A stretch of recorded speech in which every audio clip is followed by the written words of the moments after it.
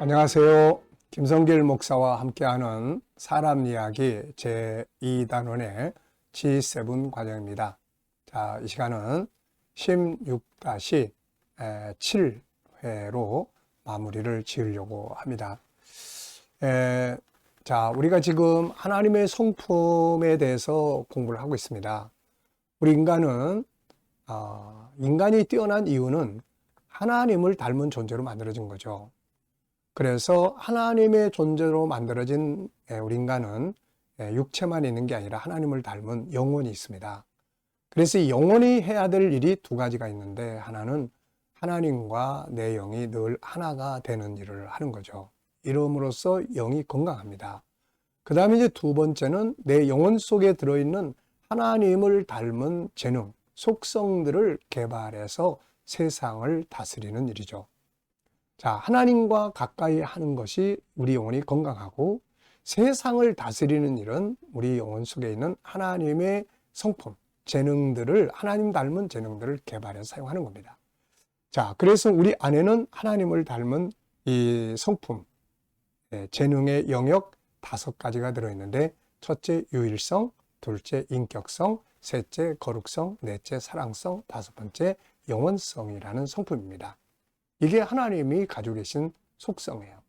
그래서 그 중에서 우리가 지금 첫 번째 유일성에 대해서 지금 계속해서 살펴보고 있습니다. 유일성 안에는 또 3가지의 본능의 영역이 있죠. 존귀함의 영역, 다양성의 영역, 재능의 영역. 그래서 우리가 지금 그 중에서 재능의 영역을 다루고 있는데, 이 재능이라고 하면 3가지의 영역이 또 안에 있죠. IQ, 지적 재능, EQ, 감성 재능, 또 영성 재능, SQ라고 합니다. 이 3가지의 재능이 잘 개발하고 발전돼야 온전한 사람, 바울이 디모데후서 3장 15절로 17절에서 온전한 사람이라는 표현을 썼는데, 바로 온전한 사람이 될 수가 있게 되는 거죠. 자, 지적 재능은 학습 능력, 그 다음에 기술 능력, 그리고 창의력 등을 이야기를 합니다.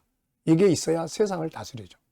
그 다음에 이제 감성 재능은 관계성입니다. 사람과 사람의 관계, 나 자신과의 관계, 그리고 다른 사람과의 관계, 만물과의 관계. 이 관계를 잘 가져야 또 이게 인생을 성공할 수가 있게 되는 거예요. 대부분의 이 실패와 불행은 이 관계의 문제에서 오는 겁니다, 이게.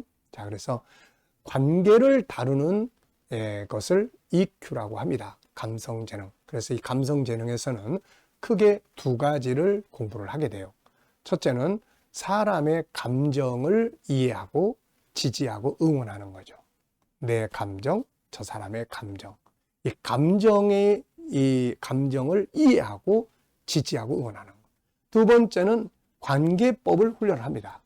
나 자신과의 관계 어떻게 가져야 되고, 다른 사람과의 관계 어떻게 가져야 되고, 존중법, 관계법, 또 대화법, 이런 것들을 이제 훈련을 하게 되는 거죠.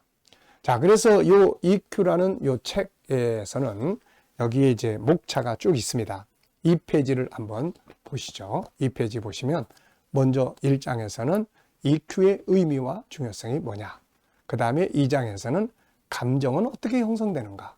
자, 감정은 정보에 의해서 감정이 만들어져요. 인간은 감정에 의해서 행동을 합니다.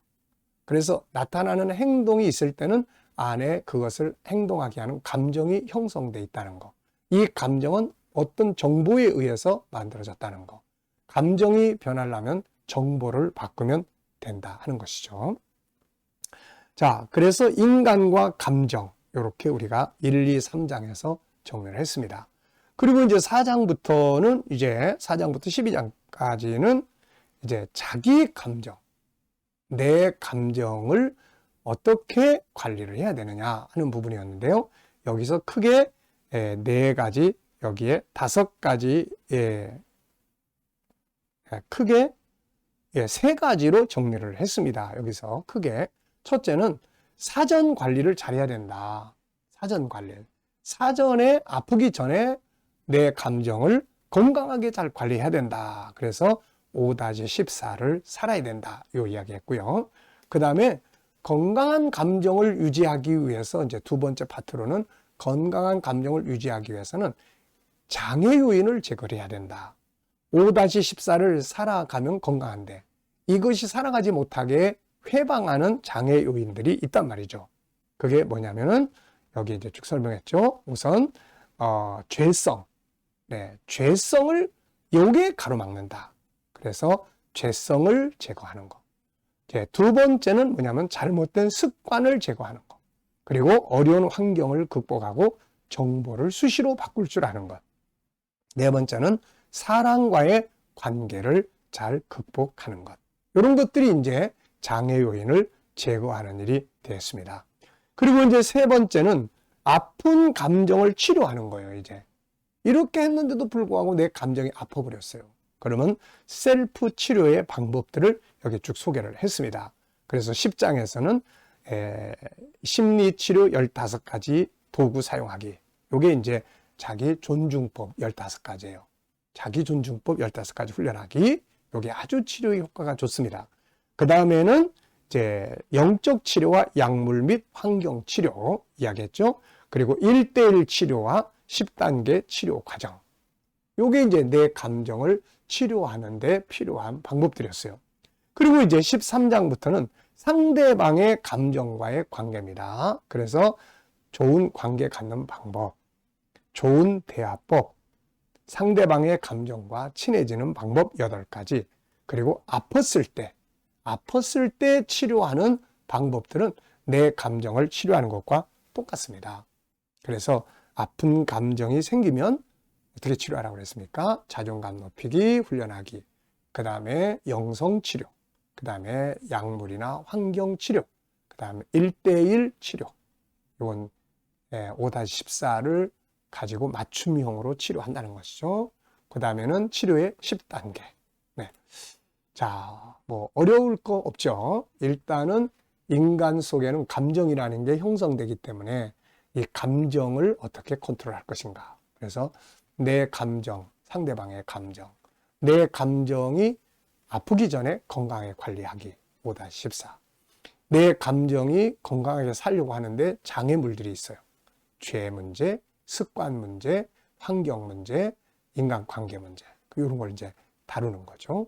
그 다음에 아팠을 때는 이제 치료의 방법, 자존감 높이기, 그 다음에 영성치료, 약물과 환경치료, 1:1 치료, 치료의 10단계 활용하기. 이게 이제 다른 사람의 감정에도 동일합니다.